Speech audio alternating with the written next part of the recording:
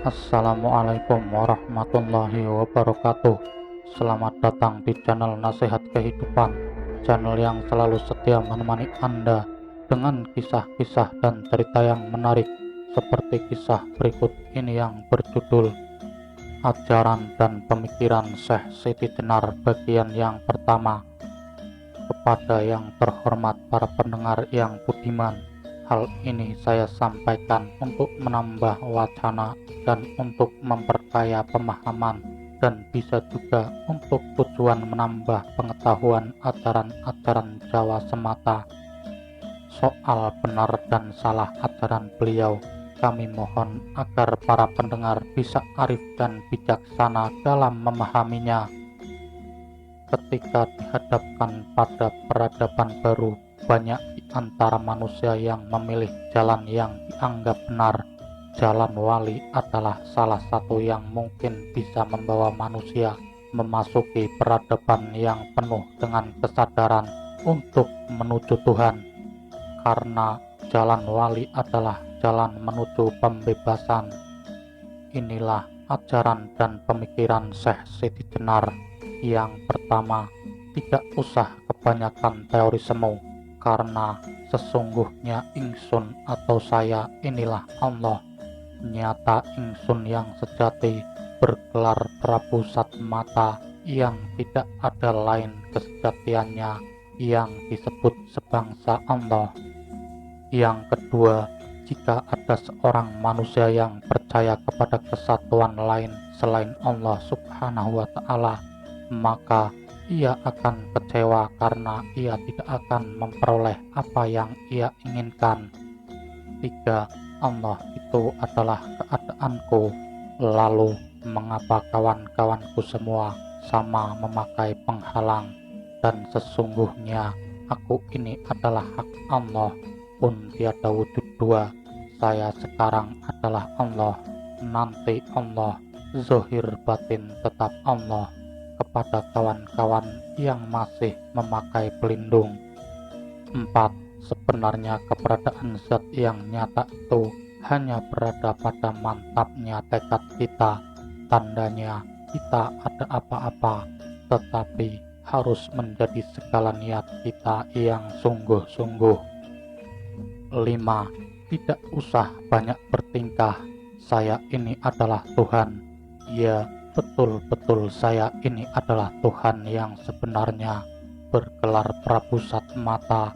Ketahuilah bahwa tidak ada Tuhan yang lain selain saya. Yang keenam, saya ini mengajarkan ilmu untuk betul-betul dapat merasakan adanya kemanunggalan, sedangkan bangkai itu selamanya tidak ada. Adapun yang dibicarakan sekarang adalah ilmu yang sejati, yang dapat membuka tabir kehidupan, dan lagi semuanya sama. Tidak ada tanda secara samar-samar bahwa benar-benar tidak ada perbedaan yang bagaimanapun. Saya akan tetap mempertahankan tegaknya ilmu tersebut. Yang ketujuh, bahwa sesungguhnya lafaz Allah, yaitu kesaksian akan Allah yang tanpa rupa dan tiada tampak, akan membingungkan orang karena diragukan kebenarannya. Dia tidak mengetahui akan diri pribadinya yang sejati, sehingga ia menjadi bingung. Sesungguhnya nama Allah itu untuk menyebut wakilnya, diucapkan untuk menyatakan yang dipuja dan menyatakan suatu janji. Namun itu ditumbuhkan menjadi kalimat yang ucapkan Muhammad Rasulullah. 8. Padahal sifat kafir berwatak jisim yang akan membusuk, hancur lebur bercampur tanah. Lain jika kita sejiwa dengan zat yang maha luhur. Ia gagah berani, maha sakti dalam syarak, menjelajahi alam semesta. Dia itu pangeran saya, yang menguasai dan memerintah saya, yang bersifat wahdaniyah, yang artinya menyatukan diri dengan ciptaannya. Ia dapat abadi mengembara melebihi peluru atau anak sumpit, bukan budi, bukan nyawa, bukan hidup tanpa asal dari manapun, bukan pula kehendak tanpa tujuan. Dia itu yang bersatu padu dengan wujud saya, tiada susah payah, kodrat dan kehendaknya, tiada kenal rintangan, sehingga pikiran keras dari keinginan luluh tiada berdaya. Maka timbullah dari jiwa raga saya kearif bijaksanaan saya, menjumpai ia sudah ada di sana. 9. Syekh lemah abang namaku, Rasulullah ya aku sendiri, Muhammad ya aku sendiri, asma Allah itu sesungguhnya diriku, ya akulah yang menjadi Allah Ta'ala. 10. Jika Anda menanyakan di mana rumah Tuhan, maka jawabnya tidaklah sukar.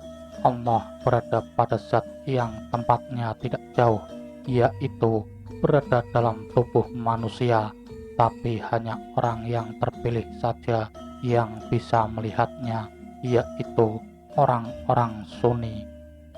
11. Rahasia kesadaran kesejatian kehidupan, ya ingsun ini kesejahteraan kehidupan, engkau sejatinya Allah, ya ingsun sejatinya Allah, yakni wujud yang berbentuk itu sejatinya Allah.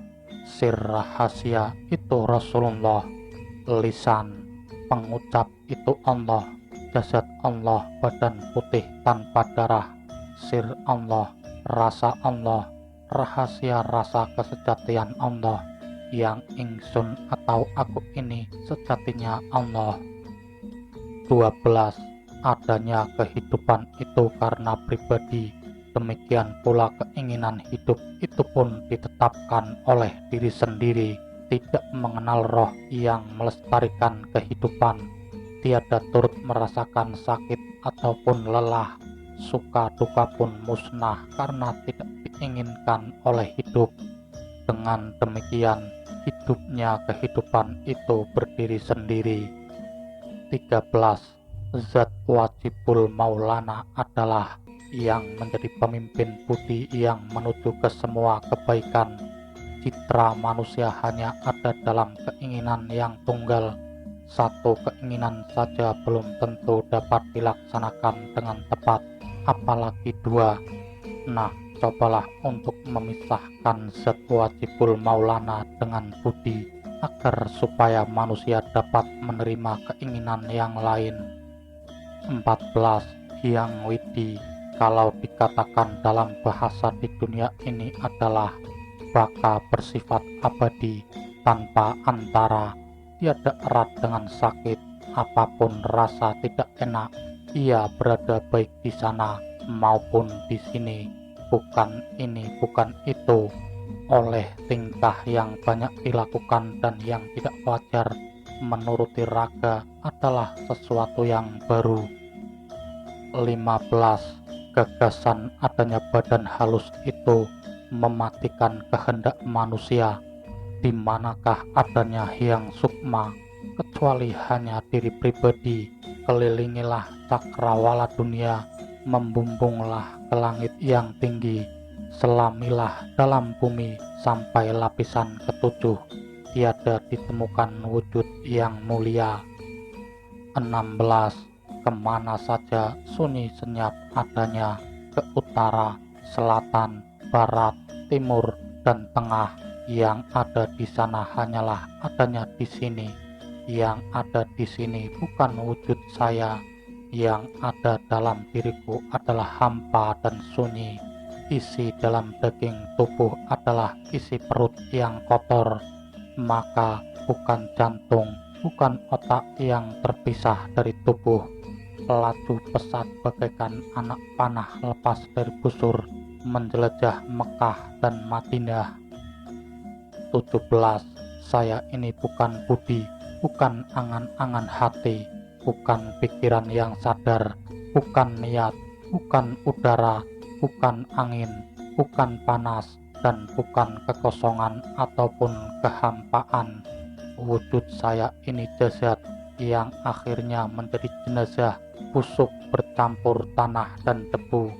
Napas saya mengelilingi dunia, tanah, api, air, dan udara kembali ke tempat asalnya, sebab semuanya barang baru bukan asli.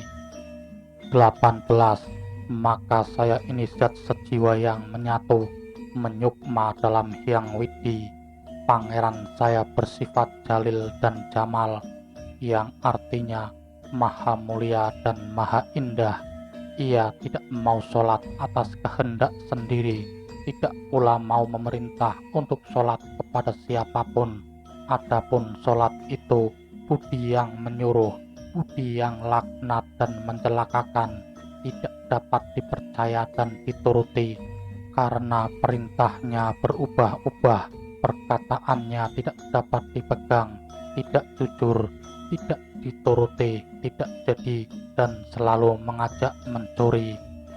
19. Syukur kalau saya sampai tiba di dalam kehidupan yang sejati. Dalam alam kematian ini, saya kaya akan dosa. Siang malam saya berdekatan dengan api neraka. Sakit dan sehat saya temukan di dunia ini. Lain halnya apabila saya sudah lepas dari alam kematian, saya akan hidup sempurna, langgeng tiada ini dan itu. 20. Menduakan kerja bukan watak saya. Siapapun yang mau mati dalam alam kematian orang kaya akan dosa. Balik jika saya hidup yang tak kekal ajal, akan langgeng hidup, tidak perlu ini dan itu. Akan tetapi saya disuruh untuk memilih hidup atau mati. Saya tidak sudi. Sekalipun saya hidup, biar saya sendiri yang menentukan. 21. Betapa banyak nikmat hidup, manfaatnya mati. Kenikmatan ini dijumpai dalam mati. Mati yang sempurna teramat indah. Manusia sejati adalah yang sudah meraih ilmu. Tiada dia mati, hidup selamanya. Menyebutnya mati berarti syirik, lantaran tak tersentuh lahat, hanya beralih tempatlah dia memboyong keratonnya.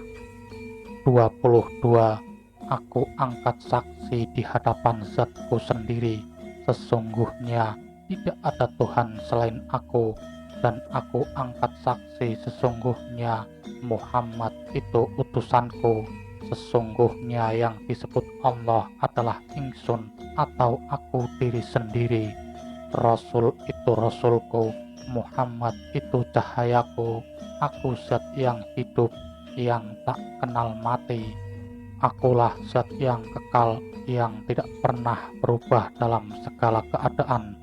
Akulah zat yang bijaksana, tidak ada yang samar sesuatu pun.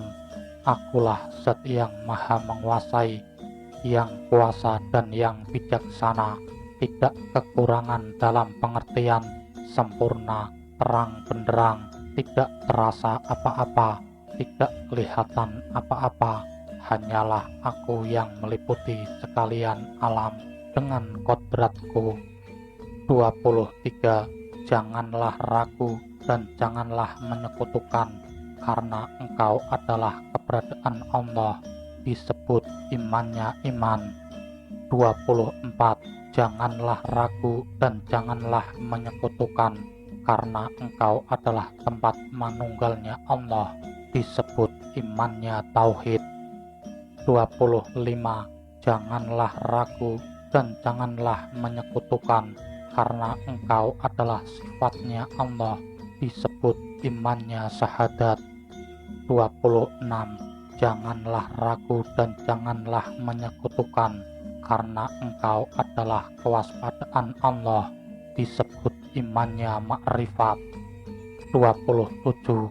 Janganlah ragu dan janganlah menyekutukan, karena engkau adalah menghadap Allah, disebut imannya sholat. 28. Janganlah ragu dan janganlah menyekutukan, karena engkau adalah kehidupannya Allah, dan disebut imannya kehidupan. 29.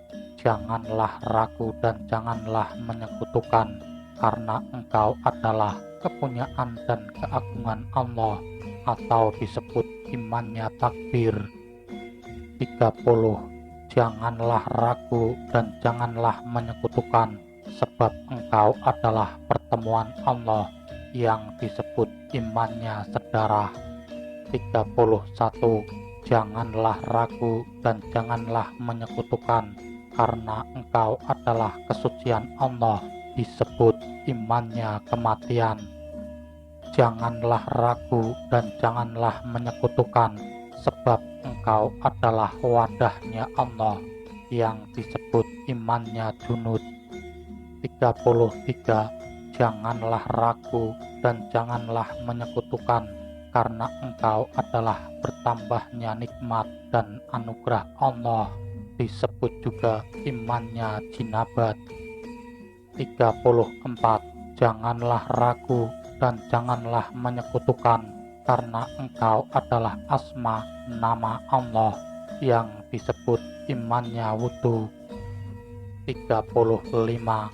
Janganlah ragu dan janganlah menyekutukan, karena engkau adalah ucapan Allah atau disebut juga imannya kalam. 36. Janganlah ragu dan janganlah menyekutukan, karena engkau adalah juru bicara Allah atau disebut imannya akal. Dan 37. Janganlah ragu dan janganlah menyekutukan, karena engkau adalah wujud Allah, yaitu tempat berkumpulnya seluruh jagat makrokosmos, dunia akhirat, surga neraka, arsy kursi, loh kalam, bumi langit, manusia, jin, iblis laknat, malaikat, nabi, wali, orang mukmin, nyawa semua itu berkumpul di pucuknya jantung yang disebut alam khayal atau ala al-khayal, disebut juga imannya nur cahaya. 38. Yang disebut kodrat itu yang berkuasa, tidak yang mirip atau yang menyamai kekuasaannya tanpa piranti. Keadaan wujudnya tidak ada, baik luar maupun dalam, merupakan kesatuan yang beraneka ragam. 39.